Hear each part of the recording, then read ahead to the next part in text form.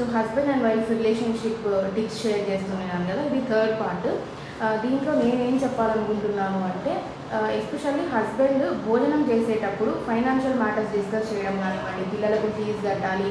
లేదు అంటే ఈ లాస్ వచ్చింది, ఇంటికి ఇది అవసరం ఉంది అని డిస్కస్ చేయకుండా మంచి ఏదైనా సాఫ్ట్ ప్లెజెంట్ టాపిక్స్ మాట్లాడడం కానివ్వండి, లేదు అంటే కనుక సపోర్ట్ చేయడము, తన ఫైనాన్షియల్ మ్యాటర్స్ గురించి బయట డిస్కస్ చేయకుండా ఇది పోగొట్టాడు అది పోగొట్టాడు అని ఫ్యామిలీ తరపు నుంచి పంచాయతీలు పెట్టడము, అట్లాంటివి చేయకుండా ఉంటే కనుక హస్బెండ్ అండ్ వైఫ్ రిలేషన్షిప్ ఎప్పుడైనా కూడా థర్డ్ పర్సన్ రానంత వరకు హస్బెండ్ అండ్ వైఫ్ రిలేషన్షిప్ అనేది మంచిగా ఉంటుంది అనమాట. ఎప్పుడైతే థర్డ్ పర్సన్ ఎంట్రీ అవుతారో, అది వైఫ్ తరపు వాళ్ళు కానివ్వండి, హస్బెండ్ తరపు వాళ్ళు ఇవ్వండి, లేదంటే వేరే థర్డ్ పర్సన్ కానివ్వండి, ఎప్పుడైతే ఎంటర్ అవుతారో డిస్కషన్కి, అప్పుడు రిలేషన్షిప్ అనేది పాడవడం అనేది జరుగుతుంది. పిల్లల భవిష్యత్తు